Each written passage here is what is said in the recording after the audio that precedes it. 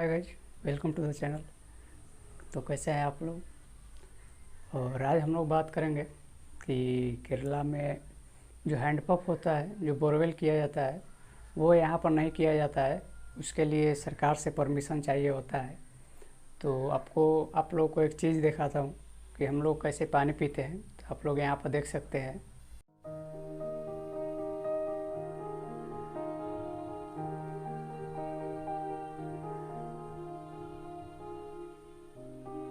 इसमें क्या होता है कि एक डब्बा आता है और शुरू में कनेक्शन लेने के लिए हम लोग को लगभग 250 के आसपास पे करना पड़ता है। और उसके बाद जब भी हम लोग बदलते हैं नया डब्बा, तो उसके साथ हम लोग को 50 रुपीज़ देना पड़ता है। और आगे बात करें तो आज हम लोग बात करेंगे कि केरला के कुछ ऐसे फैक्ट हैं और केरल क्यों फेमस है इंडिया में। और इसके बारे में कुछ ऐसी चीज़ें जानेंगे जिसको हम लोग को जानना बहुत ज़रूरी है। ख़ास तौर पर अगर हम लोग केरल के बारे में बात करें तो इन सारी चीज़ों को समझना बहुत ज़रूरी है। तो केरल को कहा जाता है हम लोग को गॉड का मतलब कि गॉड का स्टेट कहा जाता है। ऐसा शायद इसलिए कहा जाता है क्योंकि यहाँ पे इतने सारे ट्री हैं और यहाँ की जो नदी है, यहाँ का जो रिवर है, वो ब्लू कलर का आप लोग को साफ दिख सकते हैं। और यहाँ लगभग चारों तरफ से घिरा हुआ है। और यहाँ आने के बाद एक तो आप लोग को जो पोल्यूशन होता है, इन सारी चीज़ों से आप लोग काफ़ी दूर आ जाते हैं। और यहाँ पर पोल्यूशन की जो मात्रा है वो इतना कम है कि आप लोग सोच भी नहीं सकते। और अभी जहाँ हम लोग रहते हैं, एक तरफ से हम लोग यहाँ पर ऑब्जर्व भी कर चुके हैं कि इतने पेड़ पौधा है कि यहाँ पोल्यूशन की मात्रा बढ़ने का चांस है जो है वो कम है। क्योंकि यहाँ की मिट्टी इतनी उपजाऊ है कि हर एक चीज़ यहाँ पर बहुत जल्द तेज़ी से बढ़ता है। यहाँ पर गॉड का स्टेट इसलिए भी कहा जाता है क्योंकि यहाँ पर बहुत सारे टूरिस्ट प्लेसें हैं कि जहाँ पर जाने के बाद लगता है कि हम लोग किसी दूसरे दुनिया में आ गए हैं। दूसरे दुनिया के मीन्स कि आप लोग को इतना शांति महसूस होगा और लगेगा कि प्योर डिफरेंट लगेगा अगर आप लोग आए हैं सिटी से या कहीं ऐसी जगह से जहाँ पर काफ़ी लोग रहते हैं। तो वहाँ से यहाँ पर काफ़ी लगभग शांत एरिया लगेगा आप लोग। तो इसलिए जो टूरिज्म के आधार पर इस जो स्टेट है इसको गॉड का स्टेट कहा जाता है। वहीं अगर बात करें कि केरला को एक और चीज़ में बहुत ज़्यादा माना जाता है और वो है क्लीनिनेस। अगर क्लीनिनेस में देखा जाए तो ये जो स्टेट है वो सिक्किम के साथ पहला स्थान पे आता है इंडिया में। और ये क्लीनिनेस और इसका डेवलपमेंट अगर देखा जाए तो इसको इसलिए आगे माना जाता है कि इसका हर एक गाँव में और जो भी कोने कोने में सारी जगह फैसिलिटी है बैंकिंग का, प्लस में हॉस्पिटल हर एक गांव में है। तो इससे ये पता चलता है कि ये जो स्टेट है वो कितना डेवलप है और कितना साफ़ सुथरा है। और केरला को एक और चीज़ में बहुत आगे माना जाता है और वो है कि यहाँ पर सबसे पहले रेनफॉल यहीं पर होता है। और पूरे इंडिया में देखा जाए तो लगभग जो मौसम आती है, जो रेन का जो मौसम आता है वो आता है जुलाई में। और यहाँ पर क्या होता है कि जून में ही मौसम जो है वो यहाँ पर आ जाता है बारिश वाला। तो इसीलिए कहा जाता है कि जो रेनफॉल का जो पहला एक्सपीरियंस जो करता है जो स्टेट है वो है केरल। अगर हम लोग बात करें कि मंदिर में जो टेम्पल होता है, तो केरला में एक ऐसा मंदिर है, पद्मनाभ स्वामी मंदिर इसको बोला जाता है। वो वर्ल्ड का सबसे वेल्थिएस्ट मंदिर कहा जाता है। उसमें बहुत सारे जो गोल्ड होते हैं वो मिले हैं, प्लस में ऐसी ऐसी पत्थरें मिली है, ऐसे ऐसे स्टोन मिले हैं जिनकी कीमत करोड़ों अरबों में मापी जाती है। तो इंडिया में लगभग 1,60,000 नियरली टेम्पल है। तो उसमें से ये टेम्पल सबसे वेल्थिएस्ट और सबसे ज़्यादा धनी मंदिर में ये मंदिर आता है।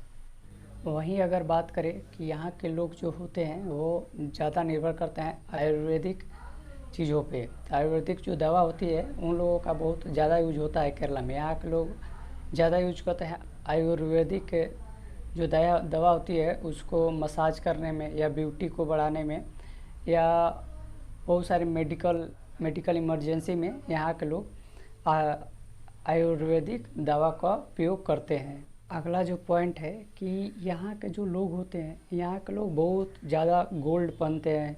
अगर देखा जाए तो अगर शादी विवाह में देखा जाए तो लगभग सर से लेकर एकदम नीचे तक। तो यहाँ पर बहुत सारे गोल्ड पहनते हैं और ये जो कंट्री है ये गोल्ड को कंजप्शन करने के मामले में बहुत ज़्यादा आगे है। और ये लगभग जितना भी गोल्ड है इंडिया में उसका 20% केवल ये जो स्टेट है यहाँ कंज्यूम होता है। और हम लोग यहाँ रहते रहते ये 2-3 बार जो शादी हुआ है वहाँ पर देखे भी हुए हैं कि यहाँ के लोग बहुत ज़्यादा नेगलेक्ट पहनते हैं और बहुत ज़्यादा गोल्ड पर अपना पैसा खर्च करते हैं। और यहाँ के लोग गोल्ड पहनना बहुत शौक करते हैं, शौक होते हैं इन लोगों का गोल्ड पहनना। अगला जो पॉइंट है कि ये जो स्टेट है यहाँ पर बहुत भारी मात्रा में जो फेस्टिवल होता है वो बहुत ज़्यादा मनाया जाता है, क्योंकि यहाँ के लोग एक दूसरे का रिलीजन का भी बहुत सारे पर्व एक दूसरे से मिलकर बनाते हैं। अगर देखा जाए हिंदू, मुस्लिम, सिख, ईसाई जो भी यहाँ पर रहते हैं वो आपस में मिले जुले रहते हैं और सब एक दूसरे का जो त्यौहार होता है, जो फेस्टिवल होता है उसको साथ में मिलकर मनाते हैं।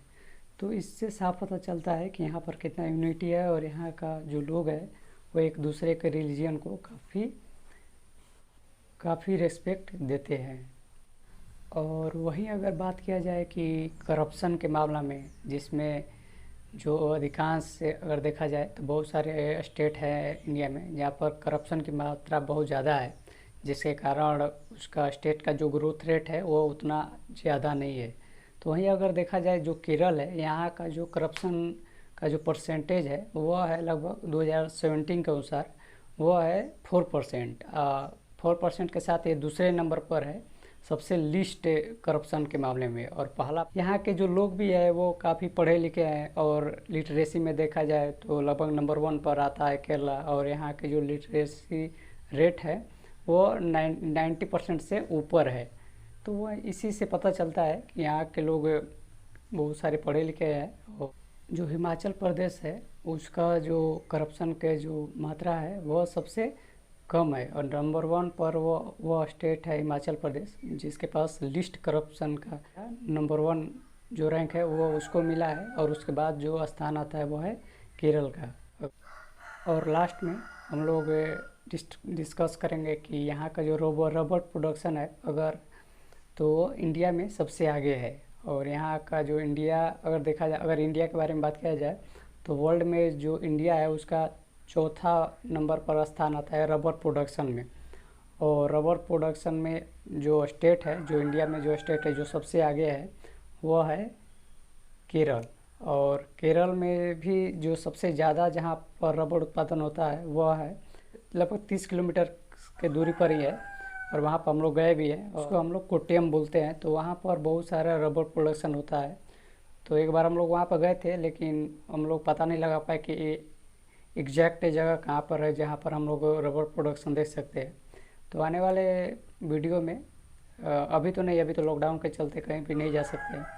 अगर छूट वूट मिलता है तब हम लोग आप लोग को दिखा सकते हैं कि रबर प्रोडक्शन किस तरह होता है। तो देखते हैं क्या होता है।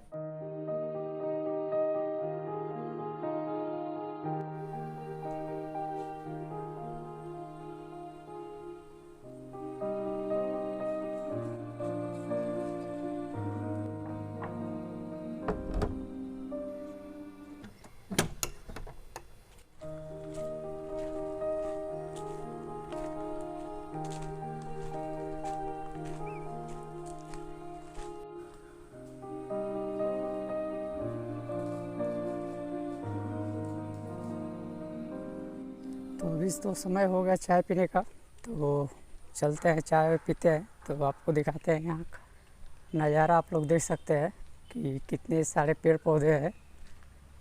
आप लोग यहाँ पर देख सकते हैं कि ये अस्पताल भी है बगल में।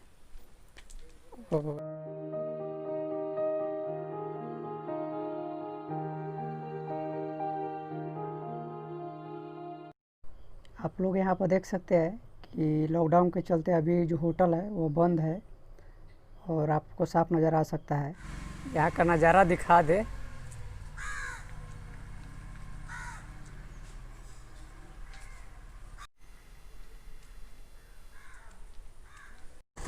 जहाँ चाय पीने गए थे वहाँ पर चाय पत्ती नहीं है, इसीलिए हम लोग आए हैं चाय पत्ती लेने एक दुकान पे।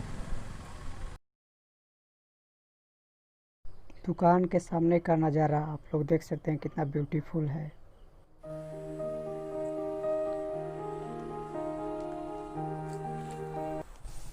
अभी इंतज़ार कर रहे हैं कि चाय पत्ती जो देने वाले दुकानदार हैं बस अब मिलने ही वाला है चाय पत्ती। तो